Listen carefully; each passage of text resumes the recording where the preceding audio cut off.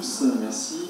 Donc c'est une étude qui avait été faite dans le service de neuroradiologie à Mondor, donc radiologie spécialisée tout ce qui est cerveau et moelle. Donc je le remercie, c'est mon PH qui a surtout suivi ces patients, le Dr Gaugière. Cliniquement, ce qu'on avait, c'est parce que on rapproche des symptômes neurologiques, donc comme l'a dit Mehdi, moi je ne vais pas tout détailler, mais effectivement, grossièrement, il y avait des syndromes exécutifs, de la mémoire, une extinction auditive, personnalité psychotique et puis des troubles cognitifs. Sur la physiopathologie, il y a une grande question à ça. Donc, comment expliquer le fait que ces patients vaccinés les mieux faciles à macrophages, c'est une grande question, hein, on se pose des questions, c'est parce qu'effectivement, les particules qui ont été phagocytées, qui vont ensuite passer dans le cerveau, vont être élarguées, c'est une grande question avec éventuellement une neurotoxicité. Je pose la question. Donc sur l'étude, comme je vous disais, c'est des patients qui ont été inclus sur 8 ans, de 2006 à 2014, jusqu'à même encore actuellement. Environ 100 patients, comme l'avait déjà dit Mehdi, il y avait 2 femmes pour un homme environ, et ça allait de 16 à 71 ans, avec une moyenne qui était à 44 ans. Alors sur ces 100 patients, on a récolté 130 d'IRM, parce que des fois les patients passaient dans leur suivi le deuxième ou le troisième IRM. Dans 50% des cas, c'était sur 1,5 Tesla et l'autre 3 Tesla, donc c'était une machine un peu plus puissante en 3 Tesla, donc vous en avez moins de moins. Je vais en parler après, c'est sur ZIRM, vous pouvez faire ce qu'on appelle de la tractographie, je vais y revenir après, dans les 90.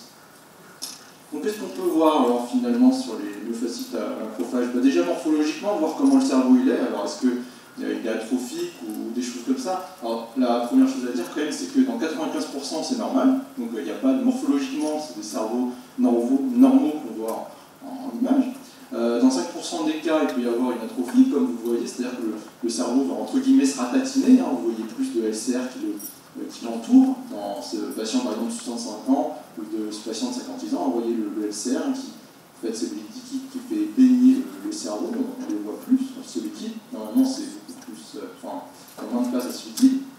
Autre chose, c'est qu'on ne voit pas d'atrophie hippocampique comme on pourrait le croire, parce qu'effectivement, c'est des patients qui ont des troubles de la mémoire. Et comme on le sait, par exemple, dans cette grande maladie qui s'appelle la maladie d'Alzheimer, vous pouvez avoir une atteinte de la mémoire et donc des atteintes des hippocampes. Je vous ai mis un exemple ici, par exemple, c'est pas un patient myofascite à macrophage, attention, c'est juste un exemple de maladie d'Alzheimer. Vous avez en fait des hippocampes, je vous les montre là, donc ils sont tout ratatinés, très atrophiés, parce qu'effectivement, ils ont des troubles de la mémoire. Et lorsqu'on regarde les patients myofascites à macrophage, par exemple, leur sortie d'hippocampe là, c'est un patient de 56 ans, on voit que c'est complètement normal et qu'il n'y a pas d'atrophie. Donc il n'y a pas d'atrophie hippocampique comme on pourrait s'attendre sur les patients qui ont été explorés, les 100 patients.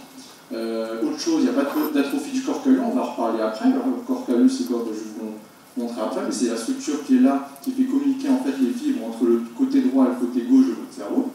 Je vais en revenir après. Qu'est-ce qu'on peut voir d'autre? Morphologiquement, on a dit que c'était normal.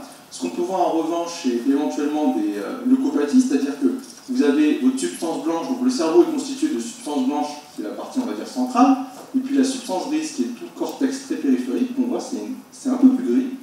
Et ce qu'on peut voir, c'est des anomalies de signal, des lésions dans la substance blanche, c'est ces petits points blancs, vous voyez, c'est très discret, là, hein, ces tout petits points blancs qui ne sont pas normaux, ce qu'on appelle de la leucopathie. La leucopathie, c'est une pathologie, ça veut dire juste la maladie du blanc, en fait, c'est de la substance blanche, c'est pour ça qu'on appelle ça leucopathie. 75% des patients n'ont pas d'anomalie de lésions comme ça il n'y a pas de souci. En revanche, 25% restants vont avoir une leucopathie. Donc il y en a 13% qui vont avoir une leucopathie unique, c'est-à-dire des petits points par-ci par-là, donc ça peut arriver, surtout avec l'âge. Et puis dans 6% des cas, ça va être plus modéré, vous en avez un peu plus, et dans 6% des cas, voire quelque chose de sévère, comme par exemple ce patient de 52 ans qui montre plusieurs lésions ici, là, comme vous voyez, c'est ces petits points blancs, la substance blanche. Ça c'est le même patient, une coupe un peu plus haut, où vous voyez clairement beaucoup plus de points blancs, et ce qu'on dit, c'est là qu'on dit qu'il y a une leucopathie et que c'est assez sévère.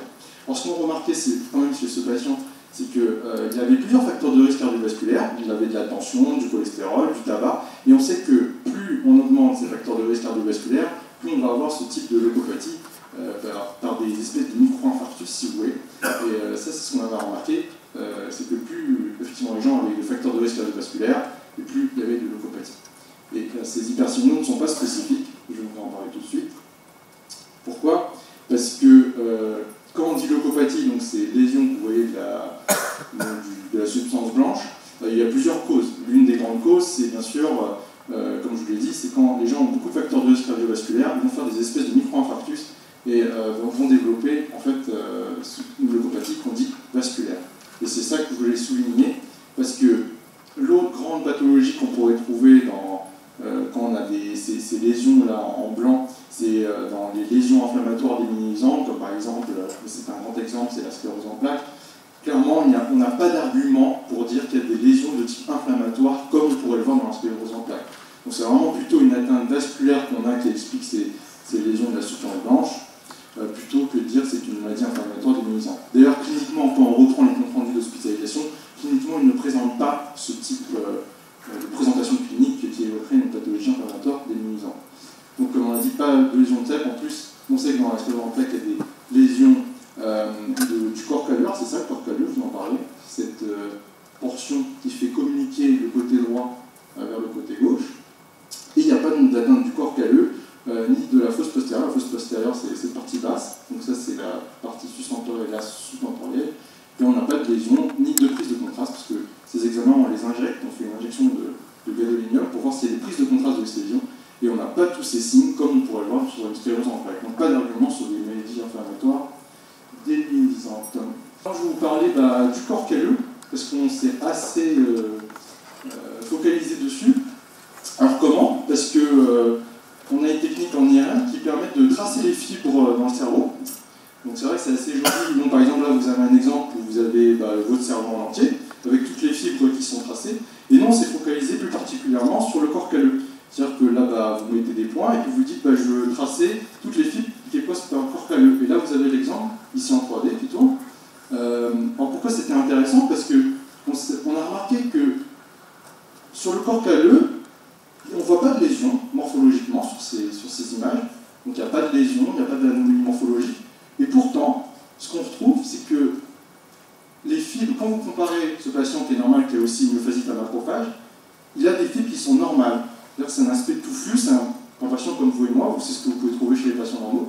Quand vous prenez ce patient de 22 ans, quand même, vous voyez clairement qu'il manque des fibres. Mais il y a quand même une différence entre les deux. Je vais faire un arrêt sur l'image, c'est plus simple. Voilà, ce patient de 22 ans, vous avez quand même clairement moins de fibres que celui-là.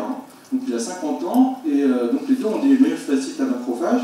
Et ça, c'était très intéressant d'observer ça.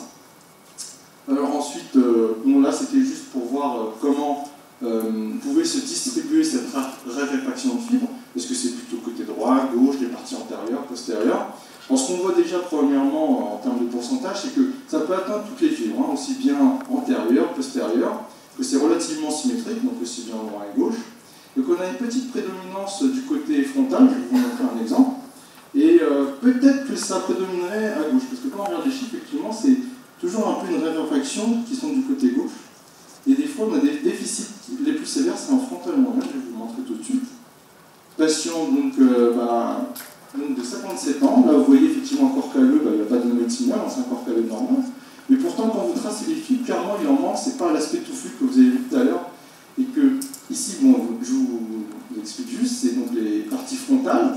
Ici, c'est les parties pariétales et ici, les parties occipitales. Et on voit clairement que c'est les parties frontales où on en manque le plus, et notamment les parties frontales moyennes. Ça, c'est très intéressant à voir. Le problème, c'est que maintenant, c'est une étude en cours, comme précisé ici, et c'est de se dire, mais cette raréfaction des fibres qu'on voit, comment on va pouvoir le corréler avec la clinique, effectivement, avec tout ce que fait Mehdi, pour essayer de comprendre, rattacher les troubles cognitifs à ces fibres qui manquent finalement. Et ça, c'est une étude qui est en cours et qu'on essaie de voir.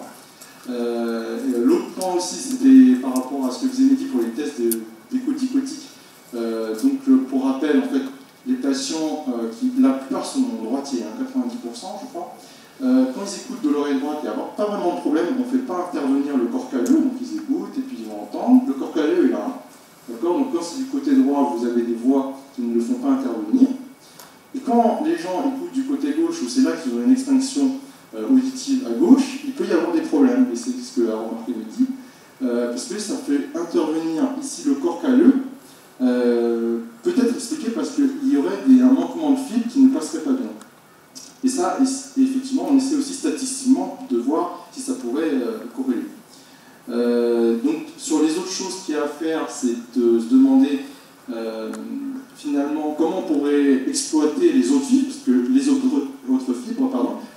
exploité qu'une partie des fibres, mais on peut exploiter tout le reste du cerveau en fibres.